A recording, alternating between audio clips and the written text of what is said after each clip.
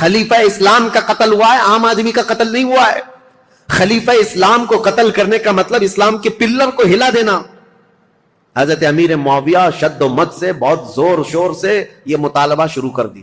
اور مطالبے میں بھی اتنا کہ حضرت امیر معاویہ نے مدینے ایک قاصد کو بھیجا اور حالات معلوم کر کے حضرت عثمان کا وہ جبہ منگوایا جس میں ان کی شہادت ہوئی تھی،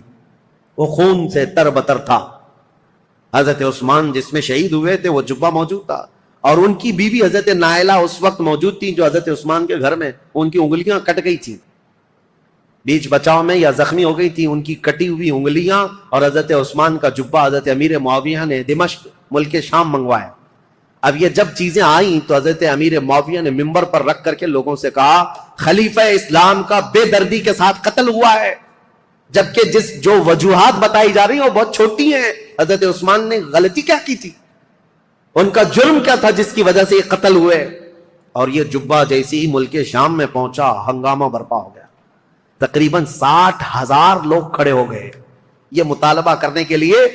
کہ خلیفہ اسلام عثمان بن عفان کے قتل کا قصاص لینا ضروری ہے۔ جن لوگوں نے قتل کیا ہے خلیفہ اسلام کو،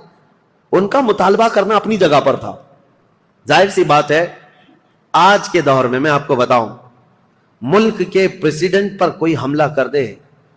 یا ملک کے پی ایم پر کوئی حملہ کر دے تو پورے ملک کی عزت کا مسئلہ ہو جاتا ہے، عام چیز نہیں، اسی لیے سیکورٹی بھی بہت رکھی جاتی ہے۔ اور اگر ہو گیا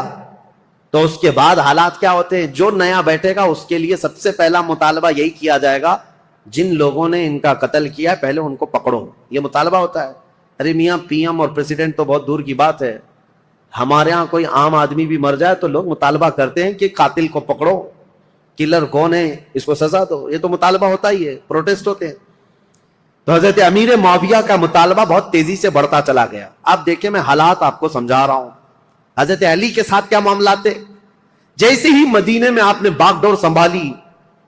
آپ کے لیے حالات یہ تھے کہ صحیح طریقے سے قاتل کون ہے یہ کسی کو معلوم ہی نہیں تھا، آج تک نہیں معلوم، تو کیونکہ اس گھر میں حضرت عثمان ابن عفان کی بیوی حضرت نائلہ اکیلی تھیں، وہ بہت پردہ دار عورت تھیں۔ انہوں نے بیان کیا حضرت علی کے سامنے